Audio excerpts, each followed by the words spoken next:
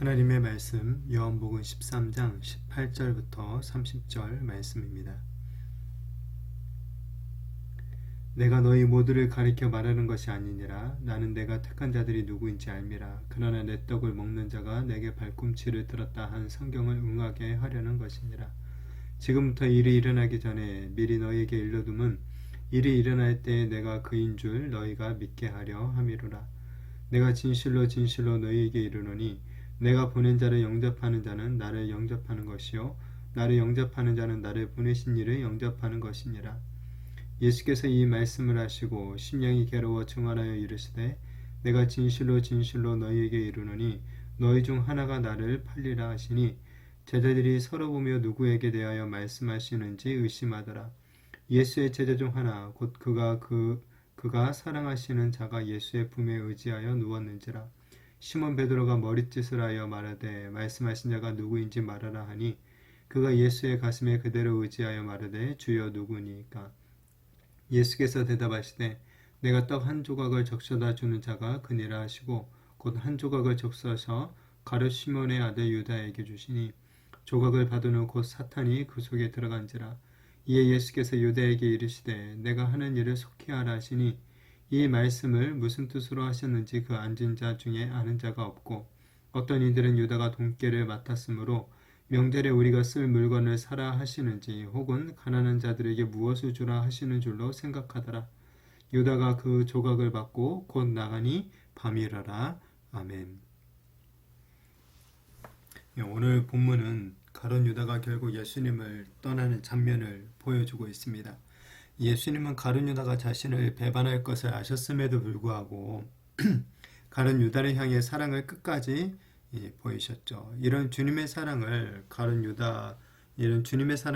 유다를 향한 마지막 권면이기도 했습니다. 그러나 안타깝게도 가룟 유다는 빛이신 예수님이 아닌 이 어둠을 선택하고 말이죠.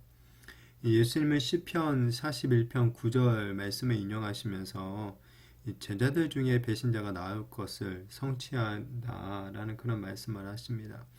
예수님께서 근데 이런 말씀을 하신 이유는 가룟 유다의 마음을 바꾸시려는 것보다는 오히려 다른 제자들에게 이 믿음을 주기 위해서다라고 또한 얘기하시죠. 지금 제자들 중 그 누구도 예수님이 곧 대제사장들에게 잡혀서 이 십자가에 달려 죽게 될 것을 아는 자가 없었습니다. 그러니까 모두 예수님이 왕이 되시면 자기들도 높은 자리에 올라갈 것이다 라는 것만 생각하고 있었던 것이죠.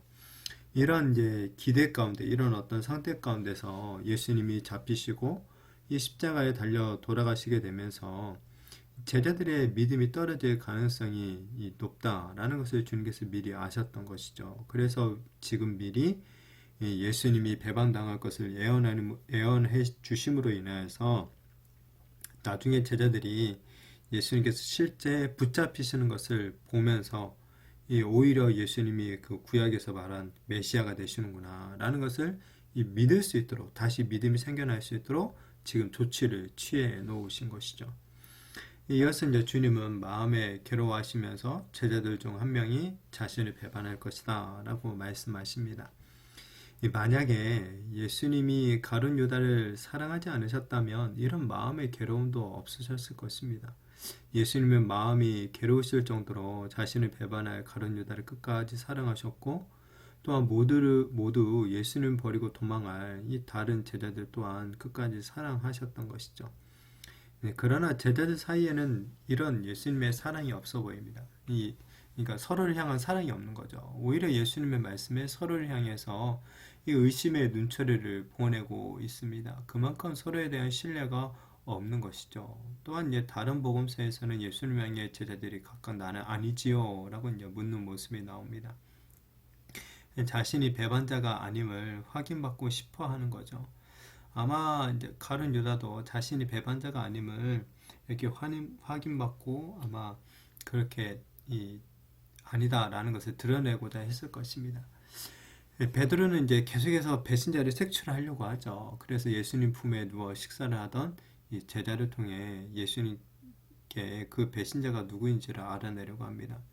이 당시에는 식사할 때 몸을 왼편으로 기대어서 이제 누운 자세로 취했다고 합니다. 그래서 예수님의 오른쪽에 있는 제자는 마치 이 예수님의 품에 의지해서 누운 그런 모양새가 되죠. 바로 그 제자가 이 요한복음의 저자인 요한이죠. 이 요한은 예수님께 누가 배신자인지를 묻죠. 이에 예수님께서 떡 한 조각을 접수해 주는 자가 그다라고 하시면서 이 떡 조각을 갖다가 적셔서 가룟 유다에게 주시죠. 어쩌면 예수님이 가룟 유다를 분명하게 지적하고 있는 그런 모양새이지만 이 자리가 지금 식사 자리였기 때문에 제자들 중 누구도 가룟 유다가 이 배신자이다라는 것을 인식하지는 못했던 것 같습니다. 그리고 예수님께서 가룟 유다에게 떡 조각을 건네주신 것을 보면 가룟 유다가 예수님과 아주 지금 가까운 자리에 앉아서 식사를 했다라는 것을 또 볼 수가 있죠. 사실 가룟 유다는 이 제자들 그룹에서 돈깨를 맡은 자였죠. 그러니까 예수님이나 다른 제자들에게 있어서 돈깨를 맡을 만큼 신뢰를 받고 있었다라는 것을 짐작해 볼 수가 있습니다.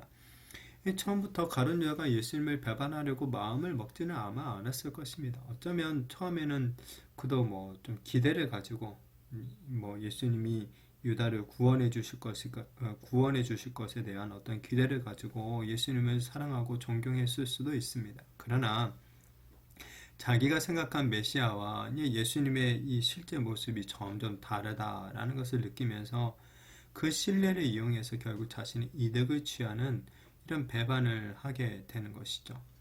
이 떡 조각을 받은 후에 보니까 사탄이 가룟 유다의 마음으로 들어갔다라고 합니다.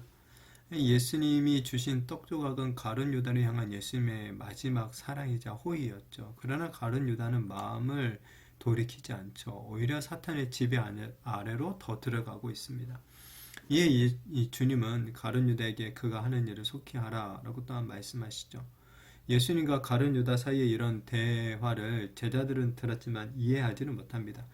예수님은 가룟 유다가 배신자인 줄 알면서도 외면하거나 내치지 않으시고 끝까지 기회를 주실 정도로 지금 사랑을 표현하고 있는 것이죠.